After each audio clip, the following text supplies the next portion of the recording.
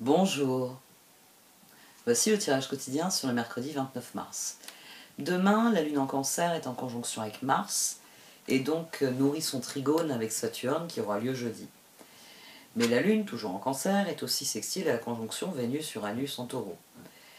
En fait, c'est pour cela que les transits de la Lune ne sont guère intéressants ces jours-ci. Les transits majeurs aspirent toutes les énergies, provoquent des remous émotionnels, d'où une fluctuation tant de nos humeurs que de la Lune.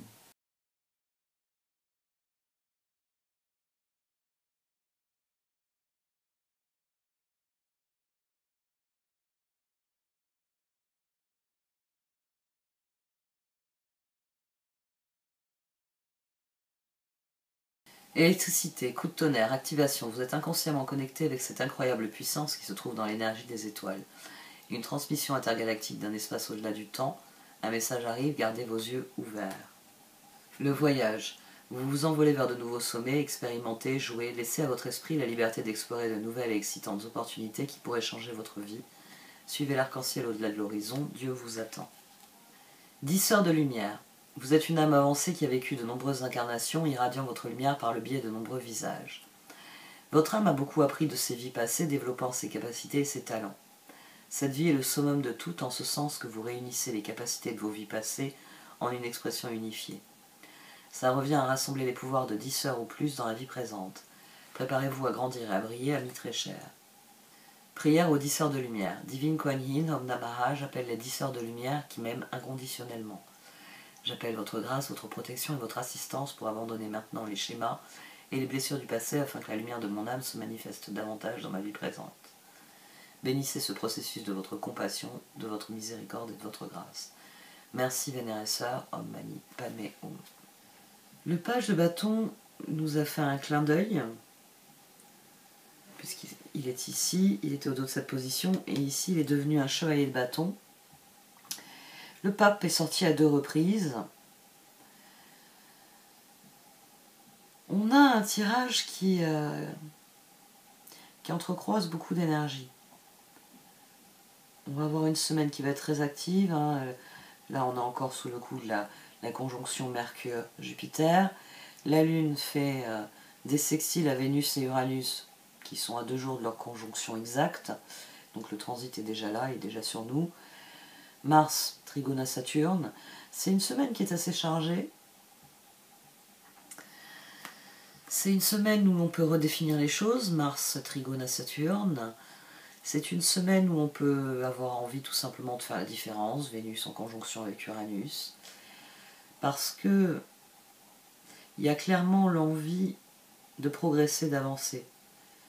Demain, la journée de mercredi est sous le signe de l'engagement, le pape. Le 6 de Pentacle est ressorti lui aussi à 2 reprises, je l'avais oublié. Et le 10 de Pentacle. Oui, la chose c'est qu'il y a plusieurs dimensions dans le tirage, il y a plusieurs niveaux de lecture. Voilà, on va dire ainsi. Il y a plusieurs niveaux de lecture. En ce moment, je trouve que le collectif prend le pas dans la ligne matérielle. Et paradoxalement, ici, ça renforce le personnel. Il y a une décision irrévocable qui a été prise, cette décision est en faveur d'un changement. Ça aussi, c'est intéressant, quelle que soit la manière dont on regarde, le magicien, la décision, changer votre vie, ou si vous préférez, le magicien, le diable et la tour. Là, on a 16, on a la tour. C'est-à-dire que la seule manière de briser le piège, c'est de changer sa vie. C'est de passer à l'action. C'est de prendre une décision, c'est de prendre un engagement, c'est de changer ce qui doit être changé. J'ai un trou sur la carte qu'on avait au dos. Ici, je me rappelle qu'on avait un 5 d'épée parce que le pape, ici, c'est non seulement un engagement, mais c'est aussi le stade auquel on parvient parce qu'il y a eu guérison. On a 10 de pentacle, 3 de pentacle, pape. Les collaborations ici, elles s'avèrent prometteuses. Il y a quelque chose de prometteur dans les perspectives qui sont offertes. Mais il y a quand même quelque chose qui me dérange, c'est qu'on part avec du 10 de pentacle. Donc, pape. Donc, il y a quelque chose qui a été accompli et qui nous mène au niveau suivant. Il y a quelque chose qui va de soi. Il y a une transformation, on a la transformation ici, 13. Ici, on a 8, la force, le 8 de pentacle. Ensemble, on a 18, la lune. Les circonstances ont fait changer notre cœur et à présent, nous voulons que ça se concrétise. Et c'est ici. 8 de pentacle, pape, 6 de pentacle. Et au-dessus, on a 6 d'épée, 6 de pentacle, roi de bâton. Et au dos, on avait le chevalier de pentacle. C'est-à-dire que changer notre vie, c'est tourner le dos à l'ancienne et nourrir, se diriger, alimenter, progresser dans la prochaine. C'est créer un cercle vertueux, ça nous renvoie à nouveau au 3 de pentacle. Ça nous renvoie à des choses qui sont prometteuses et qui changent profondément notre approche des choses. Parce que là, le pape s'est déplacé.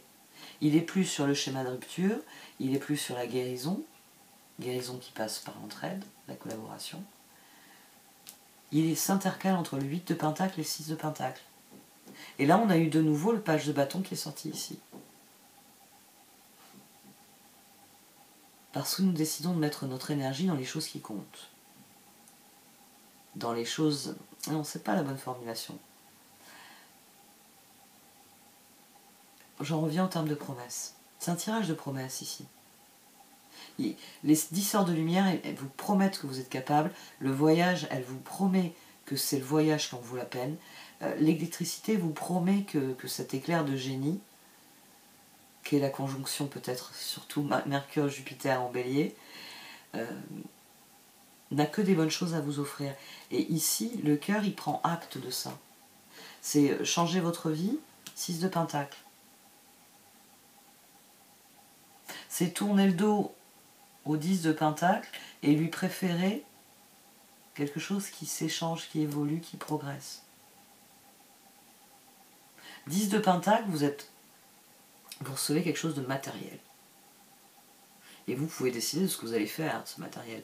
6 de pentacle, quoi que vous receviez en 10 de pentacle, vous allez donner le surplus.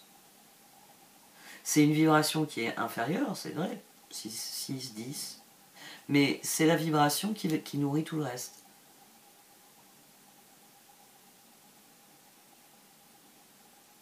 On en revient à la tour. On en revient au changement. On en revient au fait qu'il faut que l'énergie circule. Et que quand on... Enfin, c'est pas seulement l'énergie, c'est... tout doit circuler. J'en reviens toujours au feng shui, moi. Ça, c'est mon dada. C'est un dada qui est assez vieux chez moi, ça fait plus de 20 ans, mais j'en reviens toujours au feng shui. À quel point, quand j'ai découvert, quand je l'ai découvert et que j'ai commencé à lire des livres dessus, ça me semblait tellement évident que si vous bloquez l'énergie, il y a une façon simple de le constater dans une pièce. Vous ne laissez pas rentrer la lumière, vous ne laissez pas rentrer l'air. Mais si vous ne laissez pas rentrer ces deux choses qui sont primordiales, qu'est-ce que vous bloquez d'autre? Cette idée que oui, tout est connecté. Et c'est de ça qu'il faut être conscient, parce que il y a une aspiration ici.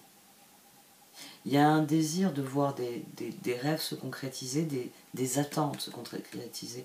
On a le chevalier de bâton, on a le 10 de pentacle, on a le roi de coupe. Au dos, on a l'impératrice. Ça parle à nouveau de transformation, d'ailleurs. Là, c'est pas pertinent. Là, c'est 12, c'est le pendu. C'est tous les choix qu'on a peiné à faire, et bien maintenant, il faut les faire pour pouvoir tourner le dos, passer à autre chose. Mais pour ça, il faut s'engager. Il faut s'engager dans un cycle qui va nourrir nos projets, qui va nourrir nos rêves, la roue, le page de coupe et les étoiles. Il faut y croire, il faut prendre le chemin, page de bâton, roi de bâton. Vous ne parvenez au stade de roi de bâton que quand vous vous serez engagé dans le chemin adéquat. Quand vous aurez misé sur votre propre victoire, sur la victoire de votre cœur, c'est là que vous aurez le pouvoir créateur. Énergie intéressante pour demain. 2 conjonctions aussi rapprochées. C'est ça qui crée ce télescopage ici. Mars conjonction Jupiter en bélier, je l'ai dit, hein, c'est les têtes brûlées. Mais la conjonction Vénus-Uranus, on va dire que le coup de génie d'Uranus, s'il se joue au niveau du cœur, c'est forcément quelque chose qui soulage, qui guérit, qui libère. On va voir un peu les oracles.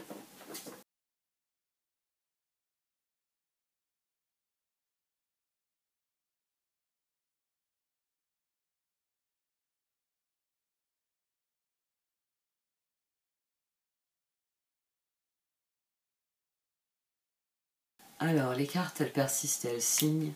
Quelque chose a vraiment repris son cours et nous sommes vraiment rentrés dans une période différente.